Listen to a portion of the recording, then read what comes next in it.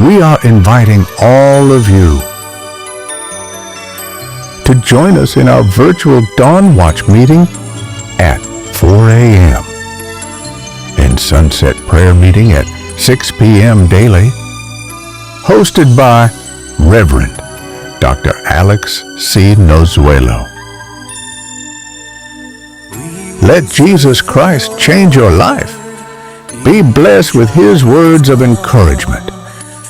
Pabuti po ng Panginoon. Amen, amen. Meron Kristo sa buhay. Amen. Hallelujah. Thank you, Lord. Natin na pag-live sa oras ito. Mula sa basahin ko po no doon sa verse 11. Kapayapaan At si Maria naman talagang hindi maalis, nakaupo lang. Panginoon ko, Lord God, alam ko. For today's Sunset Prayer meeting, ngayong gabi po sa atin lahat. Takip-silim na naman. Oras ng pasasalamat sa harapan ng Diyos. Sa maghapong gawain, nahahapo tayo, napapagod talaga din tayo. Pero salamat, may Diyos na nangako na lagi magre-restore ng ating kalakasan. Amen? Kaya sa oras na ito, salamat sa maraming nagpatotoo. Testimony pala, busog ka na eh. Tama po ba? Talagang mararamdaman natin kung paano kumikilos ang Diyos sa buhay natin. Talagang magtatapat tayo sa Kanya. Kaya sa oras na ito, sa ubasan ng Perfect Church Worldwide Ministries Incorporated, tayo po'y gaganap ng Day 217 na, ng ating Sunset First Watch Prayer. Kung meron tayong Dawn Watch, meron din tayong Sunset Watch naman, First Watch Prayer. Yung Dawn Watch ay Fourth Watch naman yon, Fourth Watch Prayer. Gamit po natin ang platform ng Zoom. Salamat sa mga naka-join na. At meron na po tayong 32 participants. 32 participants na naka-join ngayon sa ating platform ng Zoom.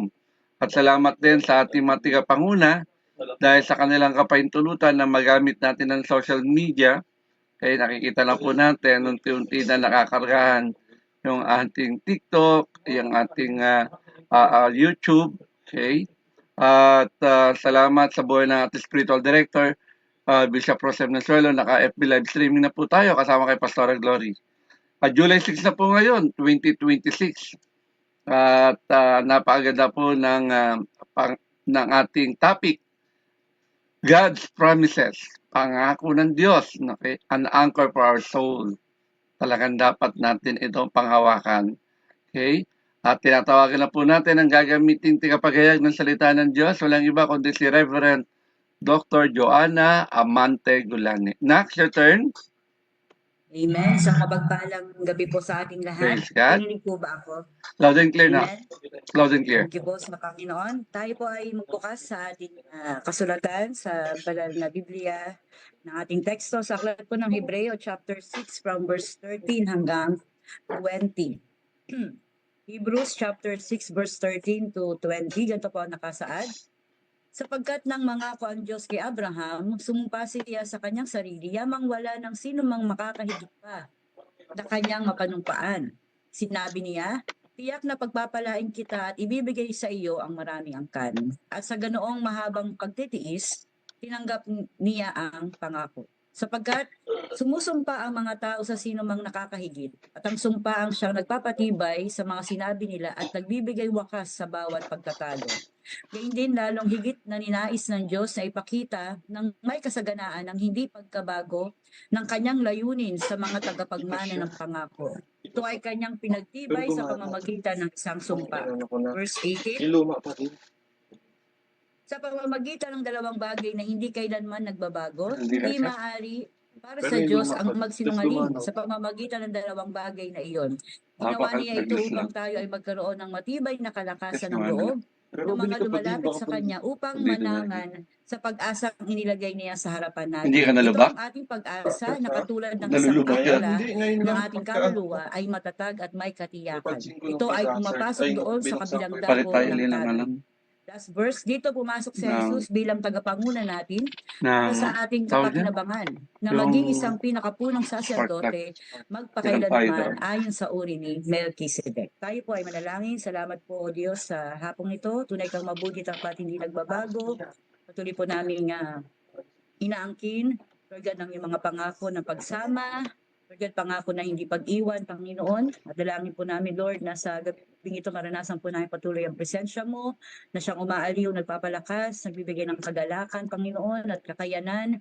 O Diyos, ayon sa biyaya mo, Panginoon, ay makapaglingkod ng patuloy sa iyo.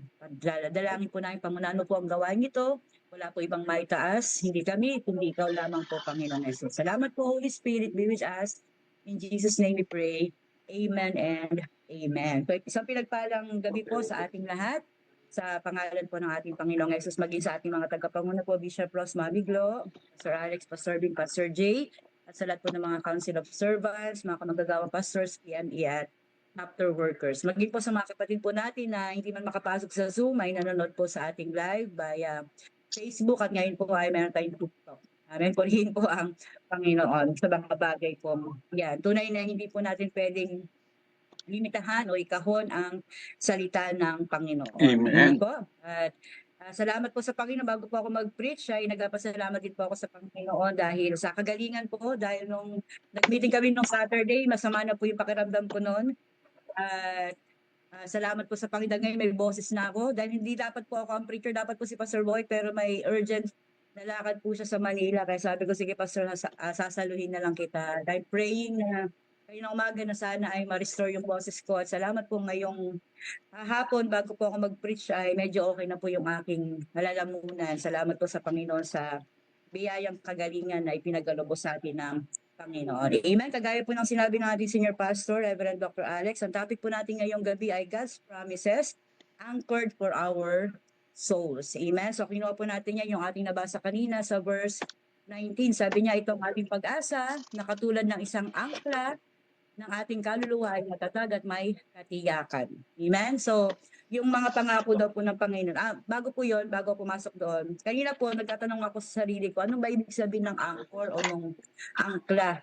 So nag-chat po ako doon sa ating kamagagawang pastor na lumalaot, si Pastor Julio. Sabi ko, Pastor, ano ba yung purpose ng angkla? Sabi ko sa kanya gano'n. So silagot niya naman po ako at napakaganda po nung ginagawa pala ng anchor sa mga bangka. Ano po. So sa English, nung research ko po yung ibig sabihin ng anchor, sabi po doon, it is used to prevent the vessel from drifting due to wind, waves, and current.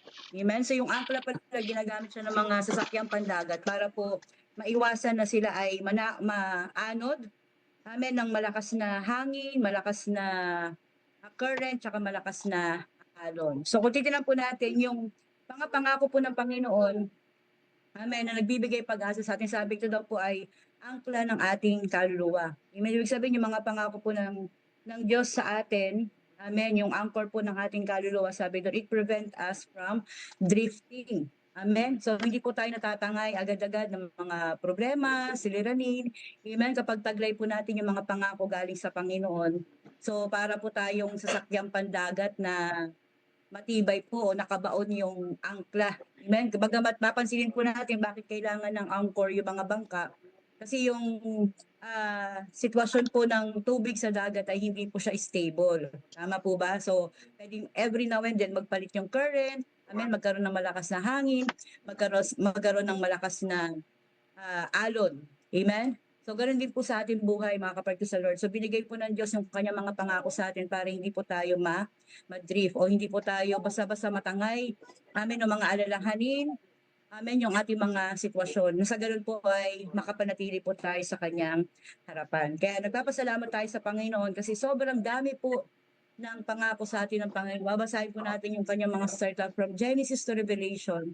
Amen, sobrang dami po ng pangako ng Panginoon na pwede po nating panghawakan sa buhay na ito. Amen? Kaya nga po lagi sinasabi sa atin, amen, yung bagay na meron po tayo, yung pag-asang meron po tayo sa harapan ng Diyos ay buhay. Amen, hindi po siya yung pag-asa na walang sandigan o walang pinanggagalingan. Amen, yung pag-asang meron po tayo ay ito galing po mismo sa mga pangako ng Panginoon para po sa ating lahat. Amen? Kaya po yung temang sasagutin po natin ngayon ay how God's promises bring anchor for our soul. Paano nga po ba yung mga pangako ng Diyos sa atin na nagbibigay sa atin ng pagsabing anchor ay kagasabi ka na, angkla, nagbibigay ng stability, amen, sa ating mga kaluluwa. Amen. So number one, na gusto ituro po sa atin ngayong gabi Amen. Sabi po doon sa verse 15 ng ating binasa kanina, at sa ganoong mahabang pagtitiis, amen, tinanggap niya ang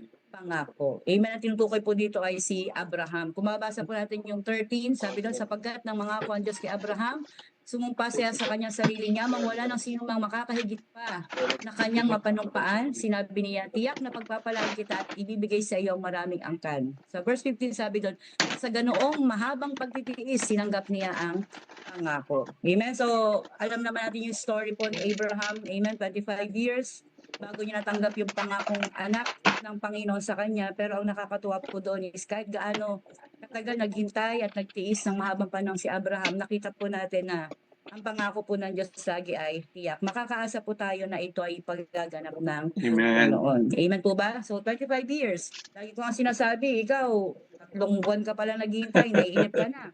Amen po ba? Amen. Si Abraham may 25 years. Amen. Amen. Kaya minsan pag may lumalapit sa akin na Pastor Joe, wala pa yung hinihintay ko. Yung may mga dalaga po ba, mga binata na nag-aas ng prayer. Pag-pray mo naman na, Pastora, may mga ganun po ako. Kagaya nung anniversary po natin nung June 21, may mga dating mukha na nakita ko. Amin ang kamustahan. Oh, binata ka pa rin. Oh, dalaga ka pa rin. Ganun yung mga kamustahan namin. At, amen. Sabi ko rin sa kanila, maghintay lang kayo. Amen po ba? Maghintay lang kayo.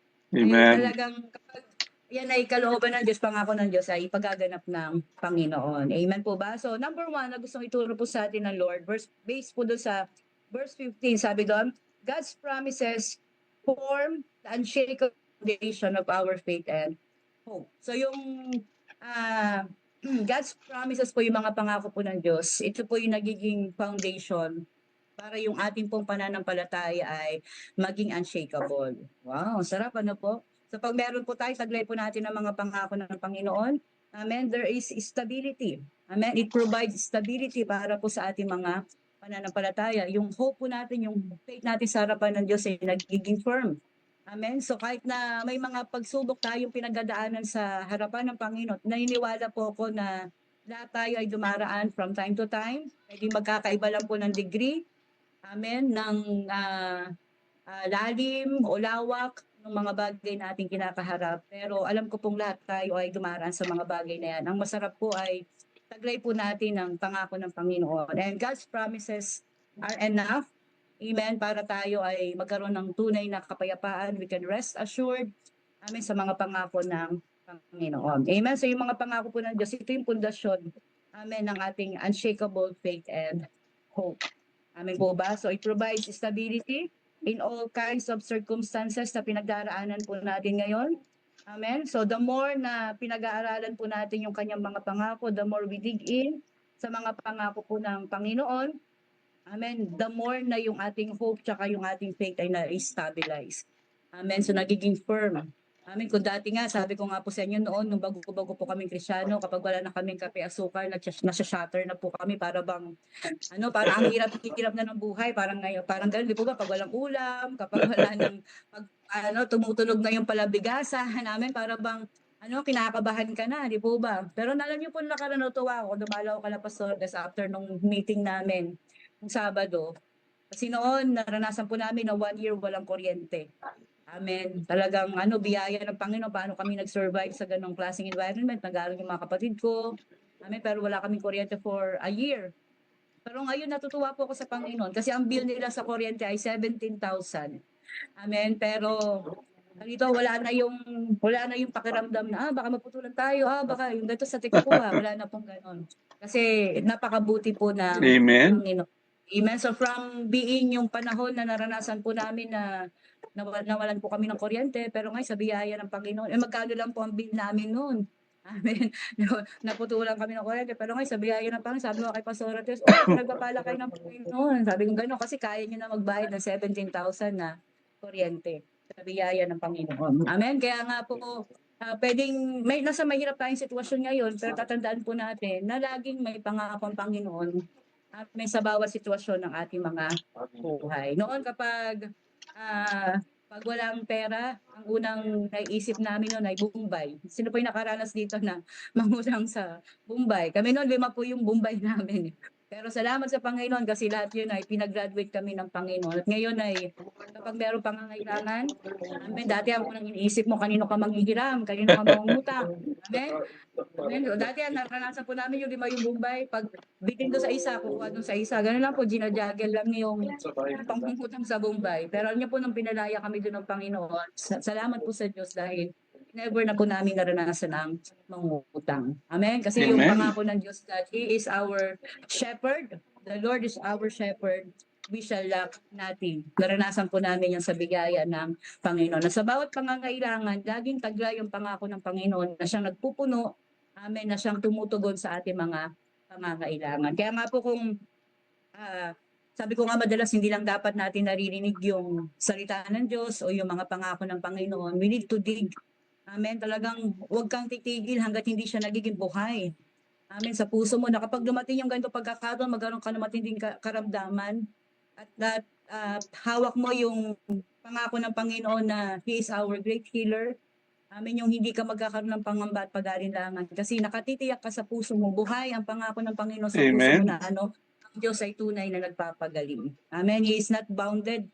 Hindi siya nalilimitahan. Nalala ko nga si Pastor Bregoli, sabi niya, naranasan niya yung namatayan siya ng anak. Amen, tapos ang sinasabi sa kanya ng demonyo ay, nagpagaling ka ng maraming may sakit. Sa Maloma yung kung daw nagkakamali sa San Felipe. Tapos ganyan yung anak mo ngayon. No? Sabi niya sa Panginoon, nung pinag-pray niya yung anak niya si Pastora Esther, sabi niya, Lord, sabi niya, ginamit mo ang buhay ko para magpagaling ng maraming mga may sakit. Sabi niya gano'n, yung sipon at cancer ay isa lang sa iyong harapan. Amen. Amen. Ang tinuro sa kanya ng Diyos ay sipsipin yung laway ng kanyang anak at hingahan. Sabi niya, nung sinipsip niya na daw po yung laway ng anak niya, may burak na eh. Amen. Pero nung hiningahan niya, salamat sa Panginoon, si Pastora Esther ay lumaki. Amen po ba? Nakasama pa namin sa ministry, yung mga ibang matatagal sa PIOP, nakita pa si Pastora Esther. Amen po ba? At ngayon ay may sarili na rin ministry kasama yung kanyang asawa at nagpapatuloy sa gawain ng Amen. Panginoon. Amen? Kaya nga po, tandaan po natin to dapat yung salita po ng Diyos, yung pangako niya ay huwag tayong titigil hanggat hindi siya buhay. Hindi lang basta siya narinig. Amen. Kailangan na sikapin natin sa biyaya ng Panginoon na every now and then, amen, maikintal siya sa puso natin sa ating isipan. Kasi alam niyo po, marami nakarinig eh. Tama po ba? Maraming nahayagan. Amen. Pero hindi lahat ay totohanang tinanggap at inangkin ng mga pangako ng Panginoon. Amen po ba? Kaya po makapad ko sa Panginoon, sabi doon, yung mga pangako po ng Diyos, ito daw po yung nagbibigay sa atin ng matibay na pundasyon upang nang sa ganun yung ating pananampalataya, yung ating pag-asa ay hindi ma-shake. Amen. Maging unshakable yung ating pananampalataya. Amen. So do not just listen to sa mga salita po ng Panginoon. Dig on it. Amen. Kapag may nagpipreach, hindi kami sa na nakikinig. Amen. Sulat natin. Tapos pagkatapos ng gawain, pagbulay-bulayan po natin. Amen. Amen. Sa biyaya ng Panginoon. Ako nga po, pag naririnig na pag nanonood po ako sa live, kasi madalas po sa live ako nanonood. Amen. Dahil kagaya po ng testimony ni Pastora Minday, napakabait din po nung bunso kong anak. Opposite na opposite sila ng mga. Nung nakaraan pong nagpipreach ako sa Sunset ay nalingat lang po ng saglit yung tingin ko sa kanya, hindi ko siya nahabulan. Nakaakyat po ng hagdan. Amen, nang-good siya, pumutok yung labi niya. Kaya ako napansin niyo po nung yung last preaching ko nung last month ay natapos ko agad yung preaching ko. Kanilang birthday ko lang ay bigla pong conclusion dahil nakita ko po dumudugo yung labi niya. Pero salamat po sa Panginoon dahil yun lang yung nangyari sa kanya. Wala naman pong kahit na anong pinsala. Amen. At salamat sa Panginoon dahil pinag-iingatan niya po si Elisha. Kahit sobrang likot po talaga, sobrang likot. Amen. Kaya nga mga kapatid sa Panginoon ay tulungan tayo ng Panginoon. Amen. Kapag meron ako naririnig na preaching ay sinusulat ko rin siya. At from that preaching na ginagawa niyo po, ay gumagawa din po ako ng sariling preaching sa biyaya ng Panginoon. Amen. So wag tayong papayag na basta marinig lang, idig natin to. Amen. Halukain pa natin, wag tayong titigil hanggat hindi siya maging buhay sa ating so maging reality siya sa buhay natin mga kapatid ko sa Panginoon. Amen? So pangalawa, na gusto ituro sa atin ng Lord. Amen? How God's promises brings anchor for our soul. Pangalawa, God's promises transform our present reality. Amen. Amen? God's promises transform our present reality. Amen? So papansinin po natin yung mga nasulat po sa Matthew, Mark, Luke, John. Amen. Yung mga encounter po ng mga tao sa Panginoong Jesus. Di ba po nung bago po nila ma-encounter ang Panginoon, mga bulag, di ba may mga sakit. Amin po ba? Walang pag-asa yung kanilang mga buhay, pero nung na-encounter po nila ang Panginoon ay yung kanilang kalagayan ay nabago. Tayo din po, di ba mga kapatid sa Panginoon, nung narinig po natin yung, naalala niyo po ba yung unang araw o unang pagkakataon na narinig po natin? Amen, yung mga pangako ng Panginoon sa atin. Di po ba from that moment, nagkaroon po ng big change sa buhay natin. Something greater has happened, amen, sa ating mga buhay. Amen? Ako po, yung unang beses na narinig ko po yung sinabi ng pastor, lagi ko pong tinetestimony ito kasi grabe po talaga yung impact nito sa buhay ko. Ano po yung sinabi ni Pastor Gregory nung preaching niya na, kahit sino ka pa, amen, kahit ano pa yung kalagayan mo, kahit ano pa yung nakaraan mo, tandaan mo, mahal na mahal ka ng Panginoon at hindi magbabago yon. Amen. So hanggang ngayon, yung turning point po ng buhay ko na yun ay hindi ko po siya makakalimutan. Amen. Kasi alam niyo po nung panahon na yun ay sobrang punong-puno po ako ng hatred, punong-puno po ako ng sama ng loob sa tatay ko. Pero nung narinig ko yun, amen, lahat nung mga pangit na nararamdaman ko tungkol sa tatay ko ay nawalang lahat. Amen. Pwedeng nung panahon po na yun, hindi ko pa kinakausap yung tatay ko, pero alam ko nung narinig ko yung salita na yun ng Panginoon na mahal niya ako ay merong ginawa ang Diyos na kakaiba sa puso ko. At nagawa ko rin na hindi man ganun kabilis, pero nagawa ko rin patawarin yung tatay ko. Amen, noong mga panahon na iyon. Amen, kaya nga po yung pangako po ng Diyos, it-transform our present reality. Amen, kapag narinig natin, amen, naunawaan po natin yung mga pangako sa atin ng Panginoon, pag naintindihan natin na ang Diyos ang ating Jehovah Jireh. Amen. So kahit na ano pa yung maging pangangailangan natin ay amen, napupuno tayo lagi ng assurance sa ating puso na tunay na siya ang magkakaloob. Kaya sinabi ko kayo na kahit na tayo ay nakaratay sa balik ng karamdaman, alam natin ang Diyos ay nagpapagaling. Amen, meron tayong assurance ng kagalingan. Kaya nga alam niyo po natutuwa ako kasi bago-bago po ang Kristyano, nasa ICU na, pero ang deklarasyon ni Pastor Alex, makakalimutan yun umuwi yan ng bahay. May lalakad, may mga ganun yung deklarasyon. Kasi ganun pala po talaga yung pananampalataya. Ganun din po talaga yung pangako ng Panginoon. Ano? Kasi kahit na split second, talagang gagawa ng himala ang Panginoon. Amen? At sa biyaya ng Diyos ay, alam ko, marami po sa atin, naranasan natin yung bagay na yon. Amen, yung wala ng pag-asa. Pero nung narinig po natin yung salita ng Diyos, amen, grabe po yung ginawa ng Panginoon sa ating buhay. Amen? Kaya nga po mga kapatid sa Lord, hindi lang ito nagbibigay sa atin ng pag-asa. Tandaan niyo po yan. Yung mga pangako ng Diyos, hindi lang to para sa future. Amen? It can change yung ating present situation. Amen? Always declare yung pangako ng Diyos sa ating buhay because kaya niya pong baguhin yung present reality na meron po tayo. Sino po dito ngayon yung walang pambayad ng kuryente? Di ba nagsarado kagabi? Mamaya meron na. Hindi ako. Diba? Ayun, kasi Baka sabi nandun ng sa kotse, Panginoon, tignan He na is lang. our Jehovah Jireh, the Lord that always provides. So, yung natutuwa nga po ako nung January 21, anniversary po natin yun. Pero nagagalak po ako sa Panginoon. Anniversary po natin. Tapos yung ending na yung nagkakamayan. Nagulat po ako. Kasi nakaschedule po si Elisha na mag-vaccine the following week. So I'm praying for 6K yung kanyang kailangan para po sa vaccination. At natutuwa po ako sa Panginoon. Kasi lagi pong ganun ang Diyos sa akin. Lagi ko sinasabi yung sinabi ni Apostol Pablo na wala akong pag-aari sa mundong ito pero nasa akin ang lahat ng bagay. So lagi ko po declare yon sa buhay ko na wala po talaga akong pag-aari sa mundo pero alam ko nasa akin ang lahat ng bagay kasi si Jesus Christ ay nasa akin. So nung nagkakamayan na, so out of nowhere, alam niyo po marami kumamay sa akin na merong may nakaipit. So out of nowhere, na nakikipagkamayan po ako, may mga nag-love gift po. Sabi ko ba, para saan to? Hindi, pastor, love gift po yan.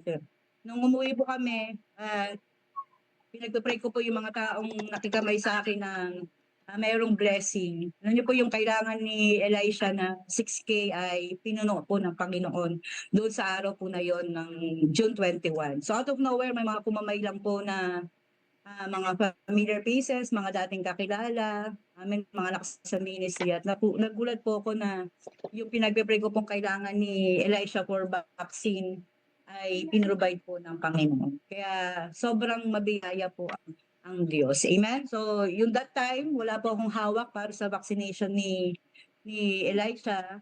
Amen? Pero binago po ng Diyos yung reality. Amen? From nothing, nagkaroon po ng something. Amen? Kaya nga po kung pangahawakan po natin ang pangako ng Panginoon, amen, yung ating present situation, kaya po niyang baguhin ito. Amen? Kaya nga po mga kapatid sa Lord, napakahalaga po na ano kagaya sinabi ko kanina, i-dig in po natin ang salita ng Diyos. Huwag tayo papayag na basta lang itong marinig. Hayaan na para na sa ganon ay yung purpose, amen, ng mga pangako ng Panginoon ay maganap po sa ating mga buhay. Amen? Number 3, na gusto ituro po sa atin ng Panginoon. How God's promises brings anchor for our soul. Una, ano po yung una natin? God's promises is the foundation of our unshakable faith and hope. Pangalawa po, God's promises transform our present reality. And number 3 po ay God's promises reveal the perfect character of God. Amen? So yung mga pangako daw po ng Diyos ay nagpapahayag sa atin ng perpektong katangian ng ating Diyos. Ano po yung perpektong katangian sa atin ng Diyos? He is a faithful God. Amen? Sabi po ng Joshua chapter 21 verse 45, wala ni isa man sa mga pangako ng Diyos ang hindi naganap. No promises of God ever failed. Amen? So yan po ay katotohanan. Amen, na ang Diyos po natin, sabi doon, He cannot lie or break His word.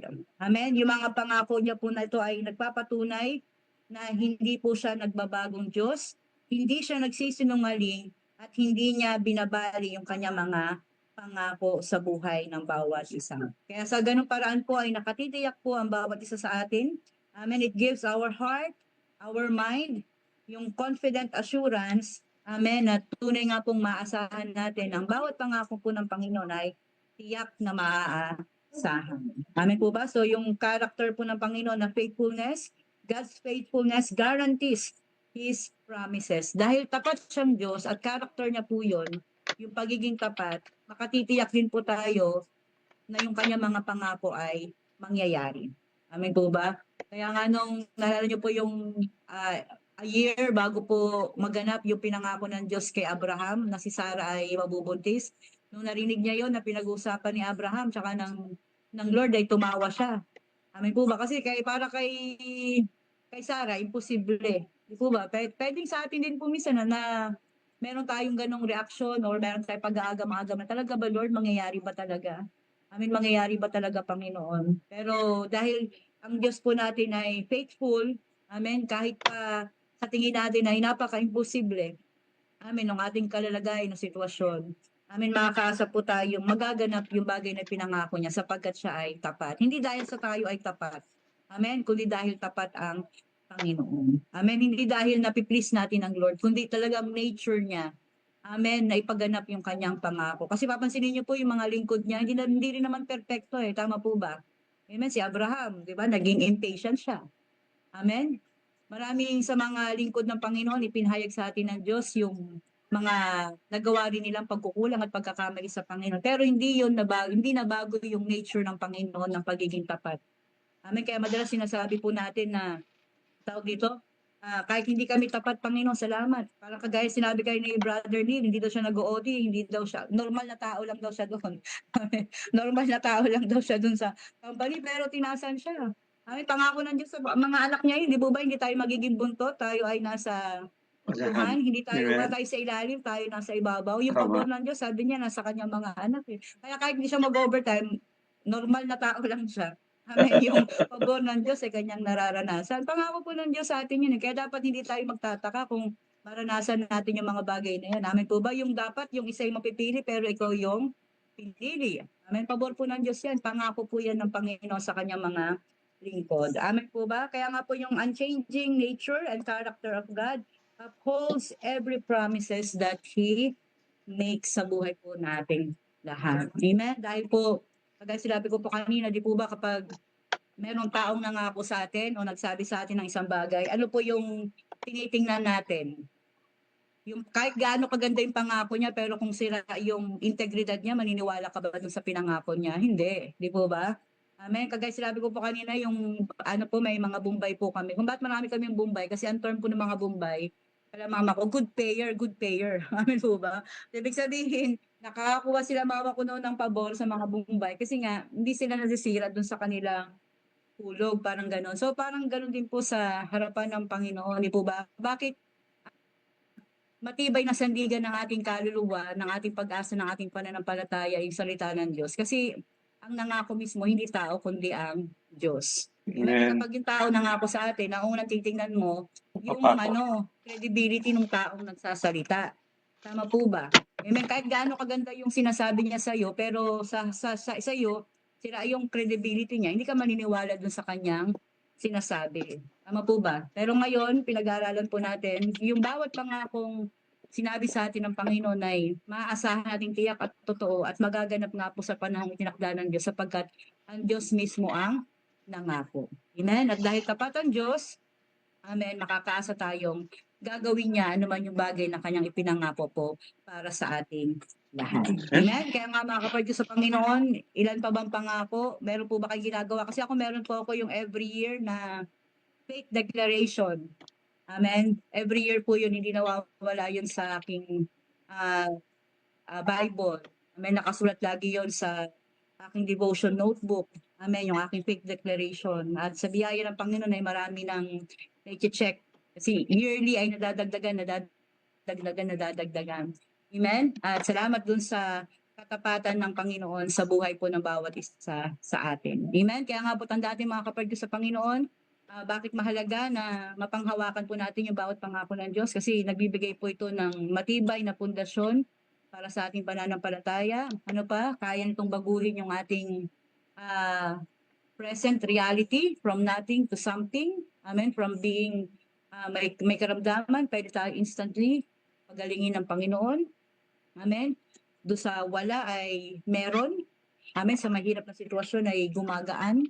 Amin po ba? At yung pangatlo ay pinapahayag po ng mga pangako ng Diyos yung perfect character po ng ating Diyos na siya ay tapat na Diyos. At dahil siya ay tapat, maaasahan po natin ang bawat pangakong ibinibigay niya po sa ating lahat. Amen? Kaya nga po mga kapatid sa Lord, amen, huwag tayong mapapagod, huwag tayong susuko. Salamat sa Panginoon dahil patuloy niya po tayo pinapalakas sa bawat araw ng ating buhay. Amen? Kaya puri ng Panginoon, bagamat marami na yung hindi nakapaghintay, amen, sa mga ipagaganap ng Panginoon. Pero salamat kasi nariyan ka pa. Amen, sabi mo nga sa katabi mo, sa sarili mo, salamat, andito pa ako. Amen. Amen. Salamat. Amen Dito po pa ba? ako. Nung anniversary nga po natin, nag-reminisce po ako eh. Kasi naabutan ko po yung first anniversary ng sentro. Nag-reminisce po ako at naluluwa ako sa Panginoon kasi marami na po yung dati kong kasama na hindi ko na po kasama sa harapan ng Panginoon. Pero ganun pa man, amen, ay nagpapasalamat po ako ng lubos sa Diyos kasi yung pananatili ko po sa gawain, sa paglilingkod ay hindi po dahil tapat ako o dahil malakas ako, kundi dahil tapat at mabiyaya po ang Panginoon sa buhay ko. Amen. Kaya purihin po ang Panginoon sa bagay na yun. Wala po tayong pwedeng ipagmalaki kasi lahat talaga ay dahil sa Panginoon. Nagagawa Tama. natin ang lahat ng bagay na ito, hindi dahil kaya natin.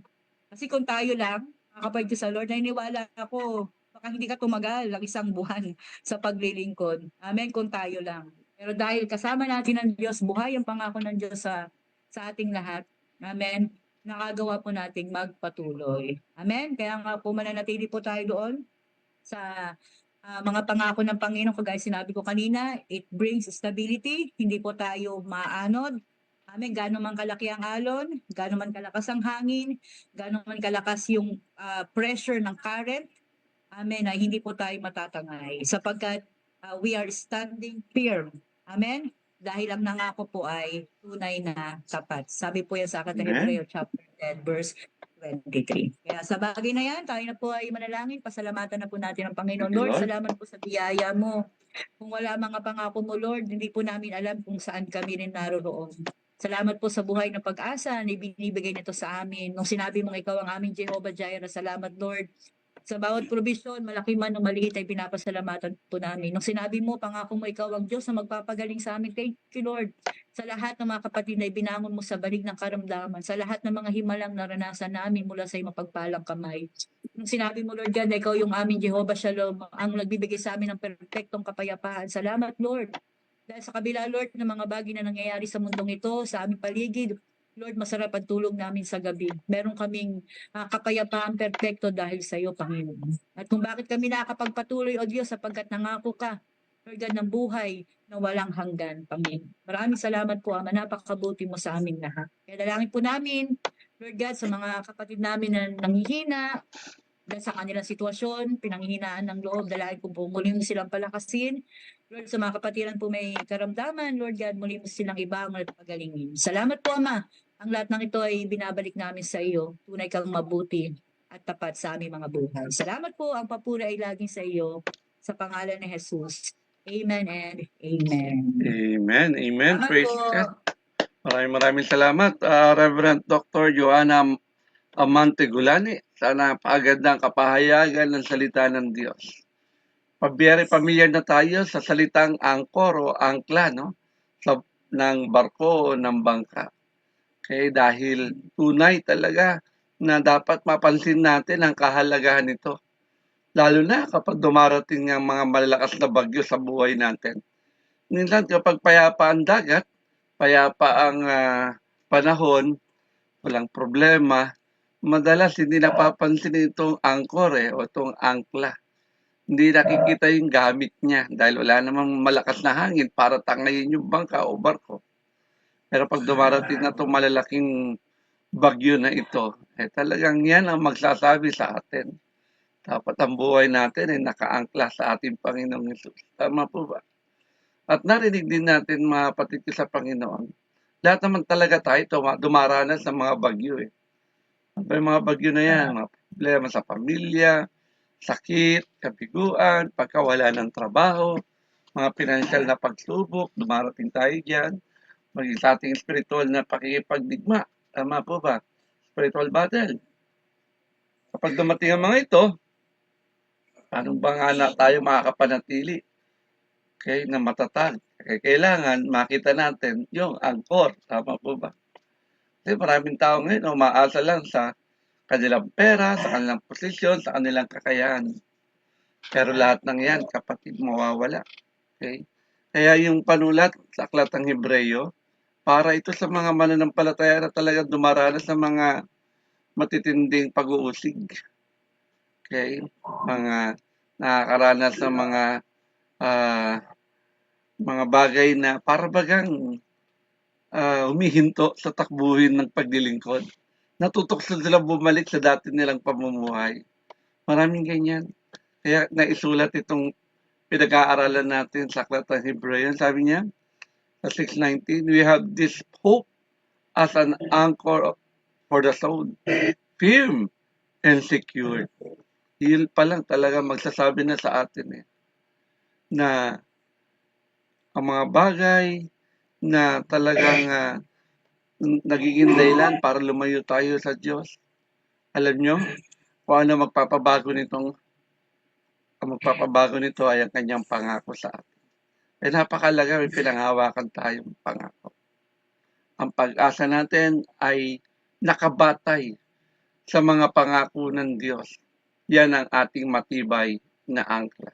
Kaya huwag kang mabubuhay na wala kang pangako ng Diyos. Dapat lagi may pinanghahawakan ka. Kaya muli, maraming salamat, Reverend Dr. Joanna Amante Gulani, sa pagkagamit ng Diyos sa buhay mo para mayayag sa aming kalagitnaan ang napakagandang mensahe na sa buhay natin ito, pag dumaraan na tayo sa bagyo, alam na natin ang gagawin natin. Panghawakan na natin ang pangako ng Diyos. Yan ang magiging angkla ng buhay natin. Gabi po. Thank you for watching. Celebrate with us at Shabbat Shalom every first Friday of the month at 5:30 in the afternoon, and monthly pastors gathering every third Friday of the month at 5:30 in the afternoon. Join us at Zoom. Watch our videos, via YouTube, Facebook, and Spotify. Thank you, and God bless.